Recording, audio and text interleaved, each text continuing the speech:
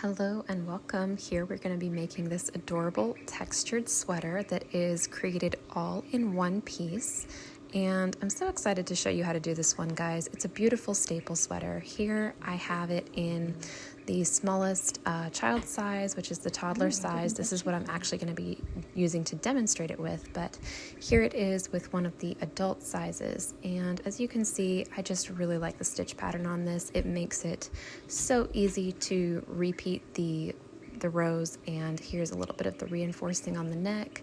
And here are the beautiful little cuffs. And again, that's all worked in one piece, and I can't wait to show you how to do it. Let's make a textured sweater. Here I'll be showing you how to make the 2-year-old size of the textured fold-over sweater, which uses a stitch called the spider stitch, which I'll kind of show you as we go along. You need a size K hook, and you need a heavy worsted or a ran weight yarn. This is the last bit of a skein, but this is the Lion brand Pound of Love yarn. And to get started with this size, we need to chain 30. So refer to the pattern and see how many you need to chain to get yourself started.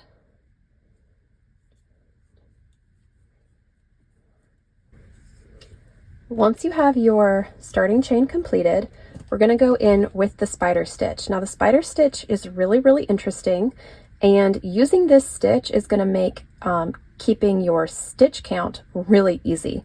So to get started with it, you need to skip the first chain, and in the second chain from the hook, you need to single crochet and then do a chain and then single crochet again in the same stitch. Okay, and the chains in these repeats kind of disappear. This turns out very dense with no real holes, but you have a chain space in there. Now the repeat for this is to skip a chain and then do it again. So I'm going to skip this chain and work a single crochet and then a chain and then another single crochet in the stitch after that. All you need to do to finish row 1 is continue doing that all the way down the starting chain, and your last set of single crochet, chain, and then another single crochet should go in this very last stitch. So make sure that you're counting your stitches really well, because sometimes this first row, admittedly, it can take a few tries, but let's see if I can get it right the first try here.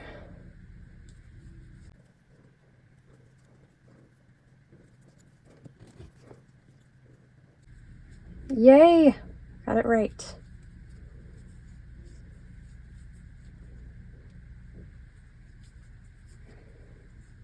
Okay, with your first row done, you should be able to see the bumpiness that comes from clustering our stitches together. And this is how the spider stitch gets started. Now, what's really cool about this pattern comes starting in row number 2. But really quick, just as a note, for your stitch counts in the rows, we do count the single crochets and the chains, and so this is always going to be in a pattern of 3s. You're always going to have a repeat of 3s, and so for this size, you can even count the well, for any size, you can count the clusters pretty easily and just count by 3s to check your stitch count. So 3, 6, 9, and so on. And this size ends up being 45 stitches. So I'm going to have 40 stitches for the foreseeable future. To get started on your second row, we're going to chain 1, which does not count as a stitch. Your turning chains do not count. And to go back across the row, you are going to go into the chain spaces that you created in the previous row. So we're going to go in here, and we repeat exactly what we did in the previous row. We're going to single crochet, chain, and single crochet. And then you're just going to keep going in the chain spaces that you made before. So maybe you can already see, like, this is a really easy pattern to keep track of, because you don't have to, generally you don't have to count really, really carefully to keep yourself on track, you can just make sure at the end that you have the right number of little clusters. And this is what it looks like as you start to kind of see the pattern. And so you're going to finish all the way down to the end, repeating the single crochet, chain, and single crochet again in the very last cluster, and then you're done with row 2.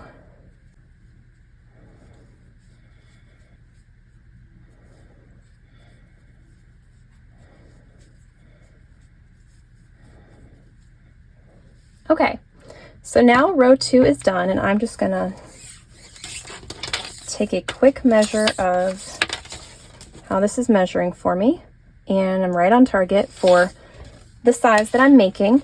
And this sweater is going to have a couple inches of positive ease, so it's going to fit fairly loosely. And right now we are working on the front of it. So this is the bottom of the front panel of the sweater. We're going to keep working up to the neckline, and then we'll get into where the sleeves start. This sweater is amazing because you don't have to make separate sleeve panels or a separate back panel. It's all done in one piece, and you just have a little bit of seaming to do when you get the entire thing done. And then you can add ribbing as you want to. I will include directions for the ribbing. But right now I'm going in with row 3. And as you get the hang of the spider stitch and how the rows go together, you can probably start to whiz through this pattern pretty quickly. For my size that I'm making here, I need to do 14 rows before we get to the sleeve section, because I'm making the smallest child pattern, a size 2.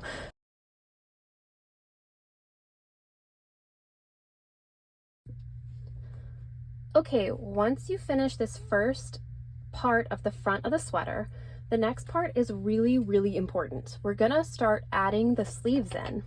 For me, doing the size number 2, I need to finish row 14, and I'm gonna add 27 chains to the end of it.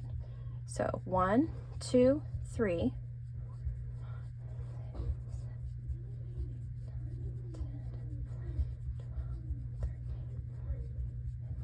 First thing I'm gonna do is add some slip stitches, which are gonna be the cuff of the sweater. Yes, we're even adding the cuff in this row.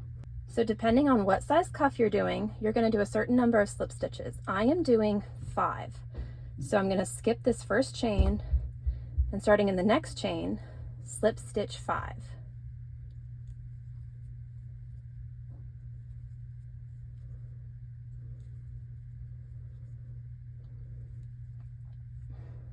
Okay, and that's the very beginning of our cuff. Next, after that last chain where we did the slip stitch, you're going to skip a chain, and then in the next chain after that, we're going to go back in with our spider stitch pattern. So single crochet, chain, single crochet. Okay, and for the rest of these chains that we've added, we're going to do that repeat. Okay, I've made it all the way back to the body of the sweater, and I've used up all the chains that I added. Here you're going to want to check and make sure that you've got the right number of repeats in your spider stitch and that it all looks good. And next we get to just work across the body panel that we've already done. So just from here, work right into your chain spaces as if you're just doing another row of the panel. Okay, I've made it to the end of the body panel that we already had, but this row is not done yet. We are going to employ something called foundation stitches that allows me to continue this row at the level it's already at, so that both of our sleeves can be all lined up correctly. And so to start the second sleeve, again, this is all in the same row, you're going to do some foundation single crochets, and then you're going to finish with a few chains. So for this size, I need to do 21 foundation single crochets. So here's how you do a foundation single crochet from where I am right now. If you've never done these before, you may want to watch a tutorial on how to just do them from the very beginning, but here's how you do them from where we are right now in the sweater. You're going to reach in to the bottom of this row. You could go in here, or maybe this loop that's right here at the edge. That's what I'll do. And you bring a loop through, so create a chain, and then you're going to do a single crochet out of that chain. So it feels like you chain again, but then you finish it as a single crochet. Okay, and so that's one. To continue from here, you're going to go into the bottom loop here. So the first chain that you did for the other one, you're going to go in, insert your hook down here, chain, and then out of that chain, do a single crochet. Okay, I'll show you one more time. From the chain at the bottom, insert your hook and chain, and then do a single crochet out of it. So you're going to end up with rather loose looking chains down here and some single crochets at the top.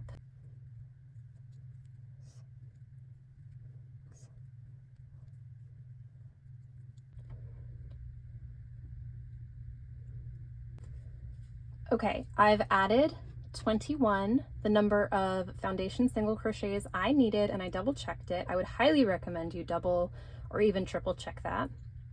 And now I need to finish with some chains. I need 6 chains for my size. So 1, 2, 3, 4, 5, 6. And now I'm done with this row. For me, that's row 15. To continue with the next row, we're gonna make sure that all these counts lined up. I do want to show you though, this sleeve that you just added with the foundations, it's going to look longer, significantly longer than your other one. After a few rows, they should look exactly the same. Okay, but anyway, starting the next row, which for me, this is row 16, I'm going to skip a chain and slip stitch my 5, 2, 3, 4, and 5. And now I'm going to go in again. I'm going to skip 1 stitch and start my spider stitch right back up again, skipping the stitches you need in the middle. Now I get to go right back into the body again, go all the way across the body, down here, do my slip stitches. And once you finish this row, you are going to chain 1 and then just do your slip stitches, work all the way across in spider stitch, and then do your slip stitches over here, and then chain 1 and turn, go into the next row. So now we've got several rows that are just a lot longer with the spider stitch with your slip stitches at the end. However, the only thing that's different now is you do need to start slip stitching in the back loop only to create ribbed cuffs. So let me just make it to the cuff over here. I'll show you that, and then I'll send you on your way to do your long rows. Okay, I've made it all the way across this row, and all I want to show you is that now that you're back at the cuff, we need to start slip stitching in the back loop only. So that means going in the loop farther away from you and bringing up your slip stitch and going through the loop that's on your hook. And we need 5 of those. So 1, 2, 3, 4, and 5. I recommend you always count these because slip stitches are so small that it's easy to get off track. So after your 5 slip stitches in the back loop only, you chain 1 and then turn the work. And now you're just on your merry way. You're going to do 5 stitches again, back loop only, go all the way across in spider stitch, and then do your slip stitches in the back loop only on this side as well. Do your turning chain and just keep going. So do the correct number of rows that are long like this, that go across both of your sleeves and the body of your sweater. And I'll see you back when it is time to do the neckline or start the neckline of the sweater. Once you have completed the rows where you're just going back and forth across both of the sleeves and the main panel, we get to a new place where we're going to start shaping the neckline. And this comes right before we're going to go ahead and split it to create the actual neck opening. Right now we're going to do slip stitches, and this allows us to kind of shape the neckline down a little bit as we do the next few rows without changing our progress too much and without changing the number of stitches we have. And so in this row, whichever row this is for you, you're going to do the cuff as you normally would. You're going to go across the entire first sleeve and part of the front. And then you're going to reach where you would do some slip stitches. Now, a few things to note here.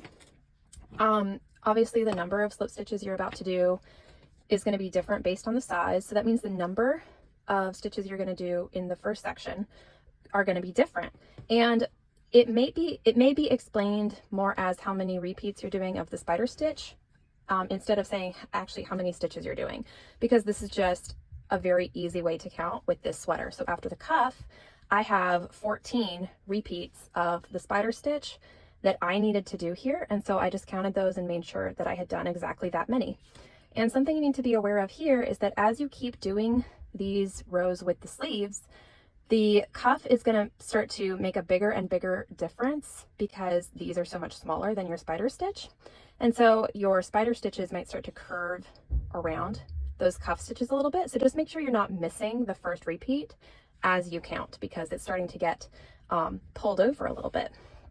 But with that aside, you go straight from your spider stitches to doing slip stitches. So you are going to slip stitch again in the back loop only.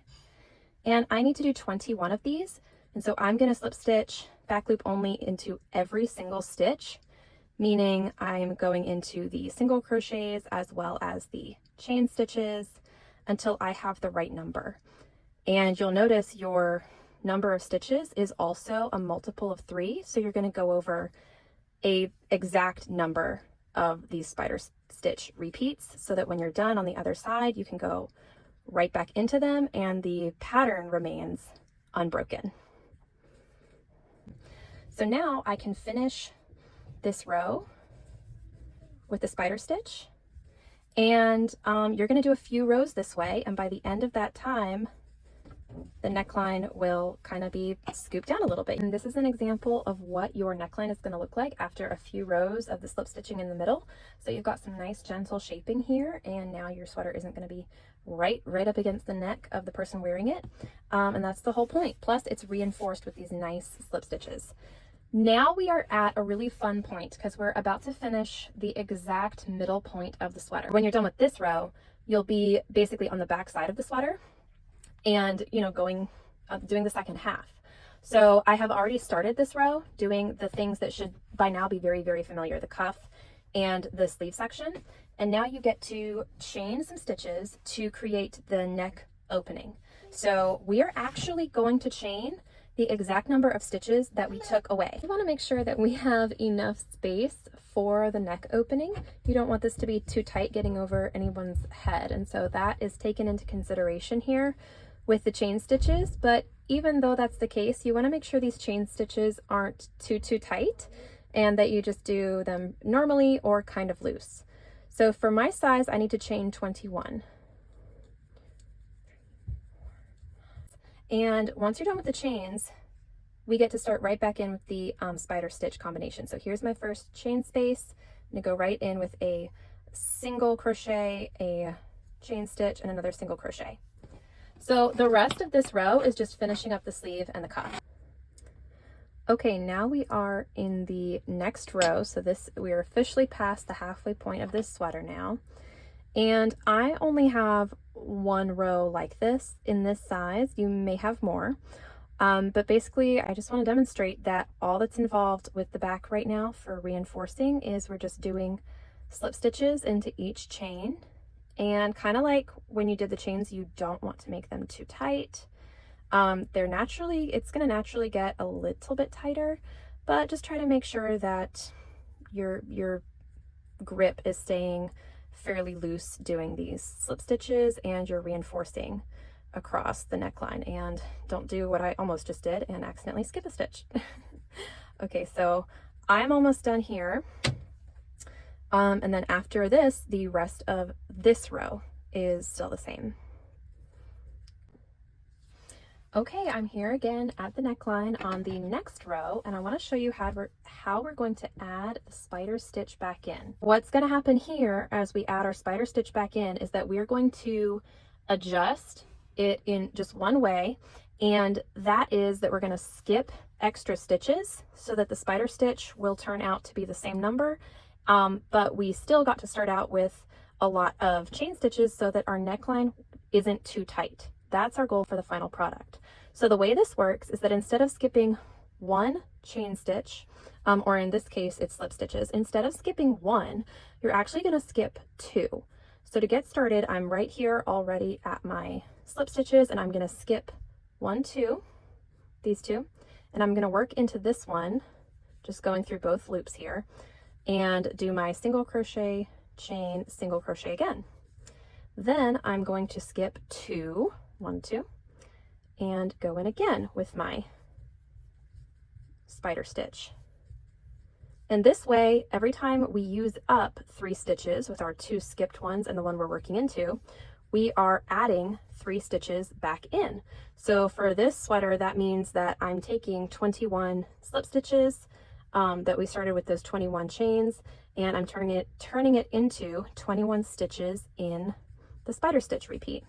So definitely check your number that you have once you get all the way across here, but you can just do the spider stitch right across your neckline that you've created with that one simple adjustment. And once you get over that, the rest of the row is exactly the same. And after this, you now are going to have several rows where you are just going right across with your cuff, sleeve, back, sleeve again, all of that in spider stitch, and then ending with your other cuff. So this is now a section where you get to do exactly what we were doing before we had to break it off to do the whole neckline area. So you're going to have several rows of that, which we've already done, and I will see you back when it's time to finish up the sleeves.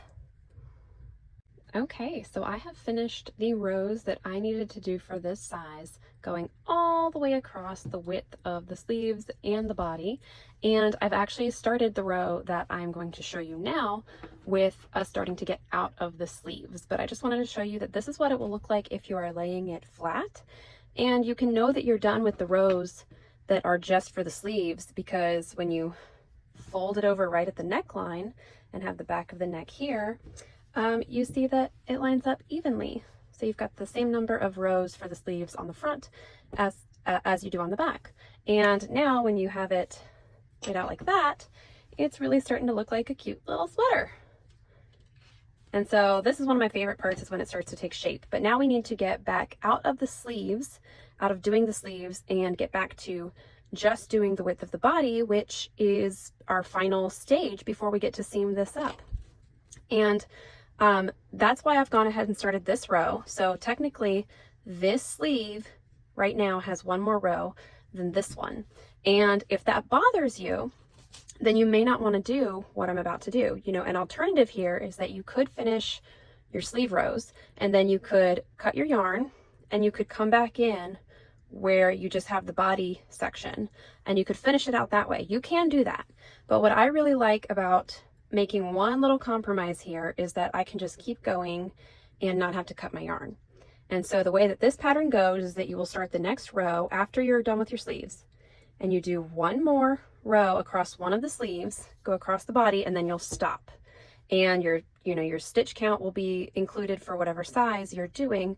But I do like to grab a stitch marker here and mark it and know that I just need to get here. And that's the end of that row.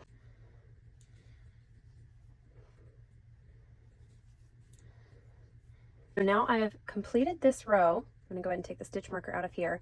And so this sleeve is completely done and done away with. Now I'm going to turn the work, and the final row that transitions us out of sleeves altogether is the next row, where I'm just going to go across the width of the body and not go into this sleeve. Again, this is the sleeve that has one more row than the other, which really is not going to be noticeable at all with this pattern where the rows are the size of a single crochet. Even in this size 2T, it's going to be okay. But now I'm going to go across just the width of the body, and so let me find where I need to stop.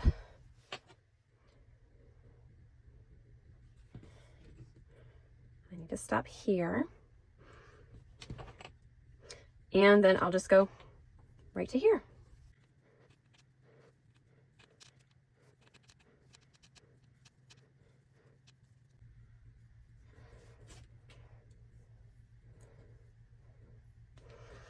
Okay, now this row is done. And so now I'm back to only having the width of the body, which is the same as the front. And now your final stage is going to be doing however many rows you need to do just in this width, completely in spider stitch. You don't have any slip stitches again because we're not doing the cuffs anymore. And when you get to the end of this row, you'll be at the bottom of the back of the sweater, and I will see you back here for how to seam it up. Okay, we are back, and the body of this sweater is done with all of the rows of the back body panel done. And now when you fold the sweater in half at the neckline and you line up the bottoms, the sleeves should all go together really easy. I'm going to turn it around since this is the front, and your sweater looks fully formed. This one just looks so cute. So what you need to do now is we need to seam it up, right? So we're going to seam it on both sides of the sweater. Once you've bound off the bottom, you can decide which side of the sweater you want to be the inside or outside. This is totally reversible. I've got some ends that I think are all sticking out on this side, so I'm going to go ahead and seam it from this side, and all you need to do is go from the cuff to the bottom of the sweater on both sides. I do think for some reason going from the cuff to the underarm and then down makes the most sense. And so I'm going to go in with my same yarn, and you can use the same size hook for this, definitely, or you could use a slightly different size hook if you feel like that's going to be better. I'm going to go in and I'm going to start slip stitching at the cuff, and we want this seam to be pretty invisible. So for whatever reason, when I get this started, I like to do a little chain stitch the first time. I think it makes it a little bit more secure. And I'm going to go in trying to grab the inner loops of the slip stitches that are already here. And after a few, I'll just turn this in and test it. And that looks pretty good. You can play around with this if you want to try a few different ways. Now I've gone down the cuff. You can check it one more time if you want. I'm tugging it a little extra tight right there. And now what I'm going to do is I'm going to go into the spider stitch. And honestly, with this, I am just going to grab the very tops of these stitches and the very bottoms of these stitches, because that's what they are. I'm working into the bottom of the stitches on this side and the top of the stitches on this side.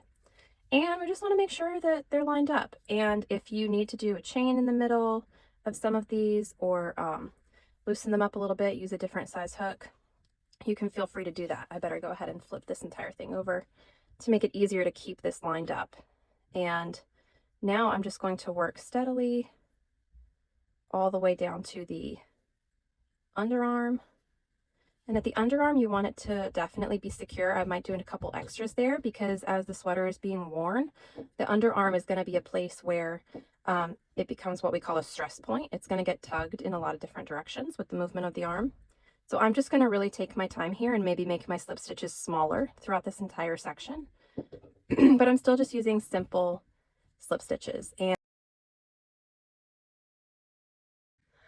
okay, now at last we've got this sweater all seamed up, and I did go ahead and weave in all of the ends up to this point.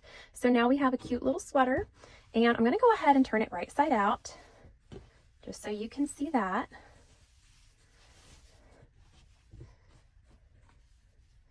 There we go. Doesn't it look lovely? Now, you can absolutely leave your sweater just as it is right now. You can leave the raw edge on the bottom, But the final step that is written in the pattern for this is to add some bottom ribbing. And I think this not only makes the sweater look more finished, but it also provides a little bit more stability at the bottom, especially as this sweater gets taken off and on over and over again. I think it's going to keep this from getting kind of stretched out. And it also makes it go well with the, with the cuffs that you have, the cuffs, and then the little bit of finishing we have at the top. So I'm going to show you how to add ribbing around the bottom, which is the only thing we need to do after our all-in-one sweater is done. Okay, so to get started on the bottom ribbing, I'm just going to go ahead and start with the sweater right side out. You can pretty much do this from either side of the sweater. And I'm going to start right at this side seam. Theoretically, you could start anywhere. I would not start along the front edge of the sweater, but this is the place where it's going to be hidden and very discreet. And we go ahead and add the yarn back onto the sweater. And for this size, we're going to match the width of the cuff. So this is going to be 5 stitches wide. In other sizes, we may be making this wider. But for this size, you need to start by chaining 6.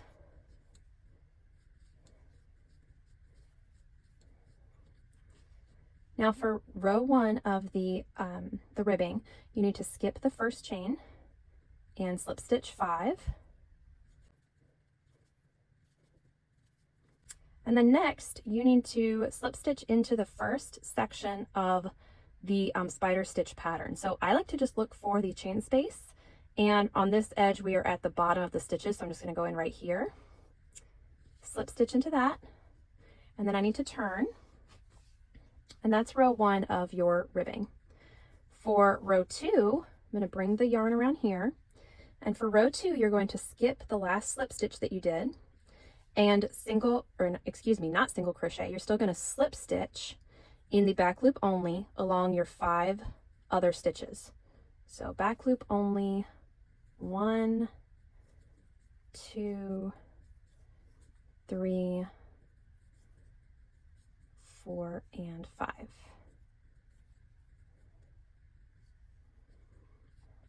Okay, so that's row 2.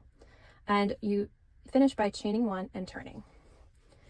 Now for row 3 of the ribbing, you're just going to skip your chain and slip stitch in the back loop only for your 5 stitches. 1, 2, 3, 4, 5. See what we're doing here? We're creating a ribbed edging around the bottom. And then you're just going to look for the next section of spider stitch and slip stitch into it, just like this. Okay, and now what you need to do is simply repeat rows 2 and 3 all the way around your sweater. This is a little bit slow going, but it's absolutely worth it. Like I said, it's going to give your sweater a nice finished look. It's going to give it more stability, and it's also going to provide some nice shaping. Again, I'm just going to keep doing this all the way around the sweater, and I will show you how to finish it when you get back here. And then we'll weave in our last couple of ends, and we will finally be totally and completely done. As you can see here, I've finally made it all around my sweater. Just to give you an idea of what this should look like, it cinched the bottom of the sweater down really, really nicely, but there is still plenty of stretch, and this is going to be so, so cute. But first we need to finish seaming this together. And what I've been doing is I've been working from the outside of the sweater. I've been facing the outside of the sweater, but I'm going to go ahead and just kind of fold this part inward so that I seam up from the inside. So the seam is still on the inside with the other side seam here. Now, I think that it's a little bit nicer to seam up the sweater from the edge inward, so that you're not left with an end of yarn that's on the outside, the very outside edge, when you don't have to. And so I'm going to do this on a row that's going from the outside in. You don't have to finish it that way, but it really helps. And so what I'm going to do is I'm going to get my yarn on this side, and I'm going to work the inner loops with these. So hopefully you can see that. I'm working the back loop of this, and then I'm working what looks like the front loop over here on this edge.